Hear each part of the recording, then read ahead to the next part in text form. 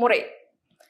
அடுத்தது 4வது மெத்தட் பார்த்தீங்கன்னா மல்டி லெவல் மார்க்கெட்டிங் அப்படின்னு சொல்லுவாங்க.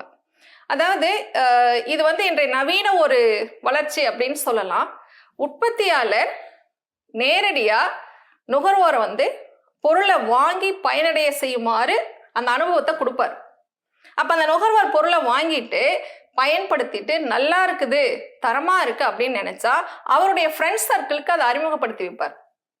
அப்போ அவரே நுகர்வோராகவும் மாறிடுறாரு, விற்பனையாளராகவும் மாறிடுறாரு.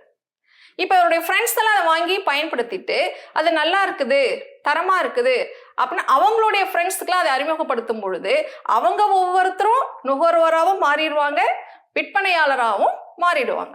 இந்த மாதிரி அதை அப்படியே பல்கி பெருகிட்டே போகும். இதுதான் மல்டி லெவல் மார்க்கெட்டிங் அப்படின்னு சொல்றோம். அப்ப அந்த பொருளை பயன்படுத்தக்கூடிய ஒவ்வொரு நுகர்வோருமே விற்பனையாளரா மாறிடுறாங்க. இது இப்ப சமீபத்துல ரொம்ப பாப்புலரா இருக்கக்கூடிய ஒரு மெத்தட். நீ இந்த சார்ட்டை பார்த்தீங்கன்னா தெரியுமா, முதல்ல ஒரு நபர் இருக்காரு, அவர் ஒரு 2 பேருக்கு அதை அறிமுகப்படுத்துறாரு. அப்புறம் அவங்க ஒவ்வொருத்தரும் 2 பேரை அறிமுகப்படுத்துறாங்க. இப்படியே அதை பார்த்தீங்கன்னா ஒரு லெவல்ல ரொம்ப லட்சக்கணக்கில் அது பாட்டு பெருகிட்டே போகும் ஈஸியா. அந்த பொருள் நடுவில் இடைநிலையர் யாருமே தேவையில்லை, நுகர்வோரே இடைநிலையரா செயல்படுவாங்க. இதுதான் என்னன்னு சொல்றோம், மல்டி லெவல் மார்க்கெட்டிங்.